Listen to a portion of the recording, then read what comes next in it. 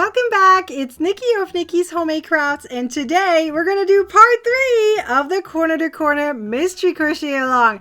We're finishing it today, yay! Which also means we have a big party tomorrow, and we're going to announce all 9 winners. So 3 of them are coming from those who simply sign up for this Mystery Crochet Along and put their email address into the box. Okay, on my website there will be a pop-up, or it's within the pattern.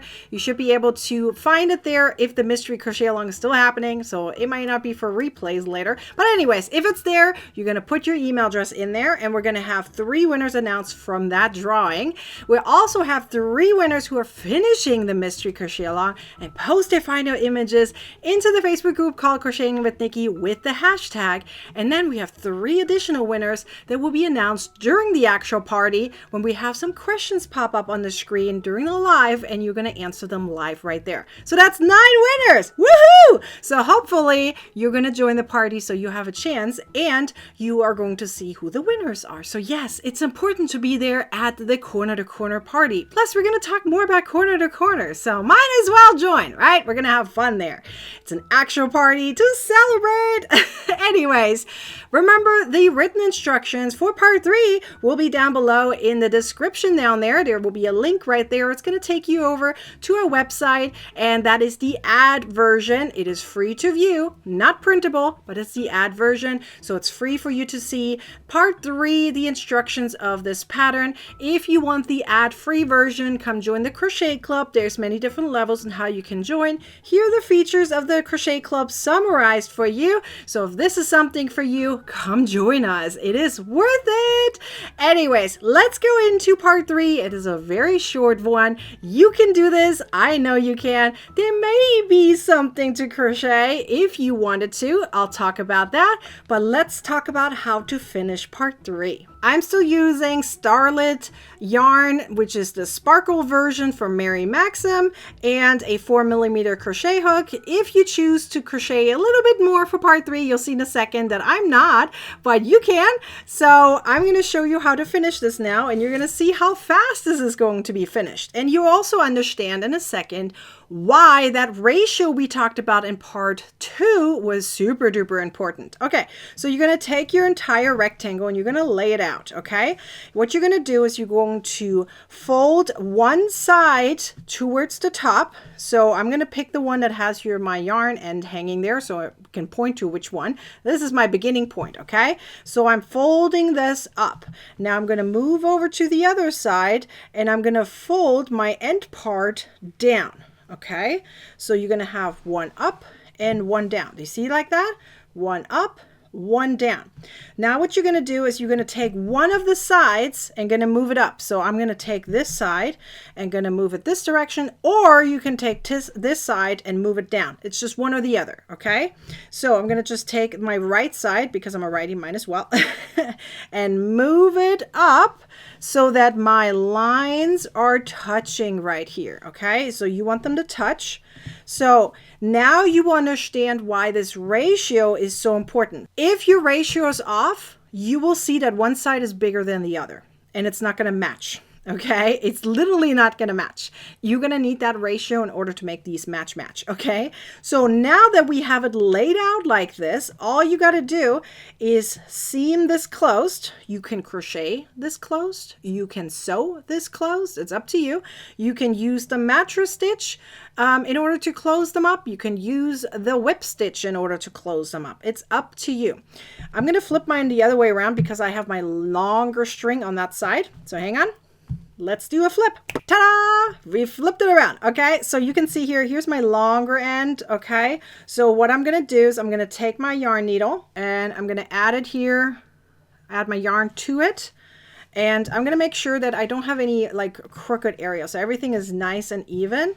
Okay. And what I'm now going to do is simply seam this closed on either side of them, like both sides of them. Okay. So I'm just going to start right here. You can see it all is nice and matching. You can also add a stitch marker first and then close it up after. Is up to you. So I'm just going to do the mattress stitch to close them together or seam this closed. So what you're going to do is first you're going to go over to the other side and connect it over. So here we go. And now what I'm going to do is I'm kind of putting this up. Think of it like lips, like I'm pushing it out, like, yeah, you know what I mean? And I'm going to go between the two layers back and forth. Let me zoom in. Whee! Okay, there we go. Zoomed in. So that way you can now see it a little bit closer. So what I'm doing is I'm going back and forth between the two areas, literally on that edge. Okay. And I go in and out. So you can see it here, in and out. And then over here, do the same thing. In and out. And pull, and then go back over to the other side. It's like a zigzag. Okay, so in and out of the stitch, of the edge, whatever you want to call it. And that is going to close this up all the way. Okay, so I'm going to do this all the way down, and I'm going to do this on the other side as well. And then all we have to do is the straps. So let me finish this up and I'll show you how it looks like after. Here we go. And this is how it looks like finished. So you can see I seamed it closed on one side and of course also on the other side. And now you need to determine how you are going to finish your project. So there's many different things you can do. You can add some embroidery here. You can add some appliques on top of here. You can add a little strap all the way around here if you wanted to.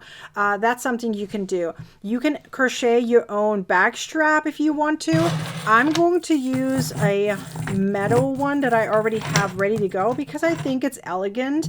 So I'm simply, I haven't decided yet whether I'm going to add like a metal, loop here and then sew that on, or if I'm just going to go on and add it to my crochet like so. For now, I'm just going to do that. I might add a metal ring later just for demonstration purposes. I'm just going to add it right onto it for now. So this is how mine looks like. Okay. Now you do not have to finish it like a bag. If you don't want to close this up the way I did and fold it the way I did, and you don't want to turn a rectangle into a bag, which by the way, it also is known as a tri-fold bag, or it is also known as an origami bag. So either way, if you don't want to finish it up the way I did, you can totally turn it into something else. A book cover, maybe a crochet hook holder or crochet hook roll where you like add your pieces into it and you roll it up. There are so many different things that you can do with just one rectangle. So see what you can turn it into if you choose not to make it into a trifold / origami bag or rectangular bag. There are many different names for this specific style of bag. But I personally think it was the perfect way to introduce you to corner to corner using the box stitch, using double crochet stitches without any color changes. So that way you know and learn how to do the basics of corner to corner and you're ready to learn more. This really truly was a fun beginner project that I absolutely loved, and I am so excited to do the party tomorrow. So you finish up your project the way you feel like is right for you, either this way or another way, and then post your final images without any yarn around it, meaning everything is woven in no matter how you finished it. Post it into the Facebook group called Crocheting with Nikki with this hashtag right here so I can find you and celebrate you. If you watched till the end, okay, you watched this video all the way till the end, because that way I know, leave a comment down below and tell me, how did you finish it? This is going to be two questions. How did you finish it, and will you show up for the party?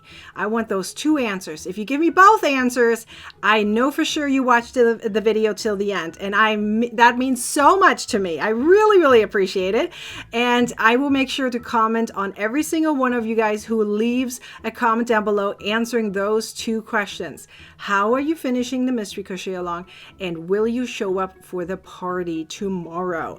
Tomorrow is February 15th. The party will be at 12 p.m. Pacific time. A pop-up here at the very end, show up, and you will be able to click on that, and that's where you're going to find the link to the party. I will also send emails out, so if you are subscribed, you're good to go. You will get the emails with the link in there for the party, with the reminders and all. No worries about that.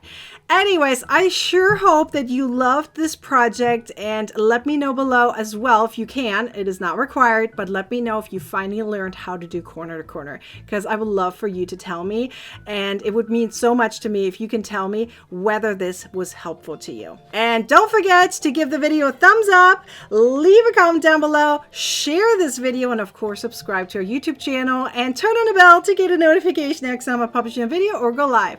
I'll see you tomorrow at the party, and if not, at the next video. Until then, bye-bye!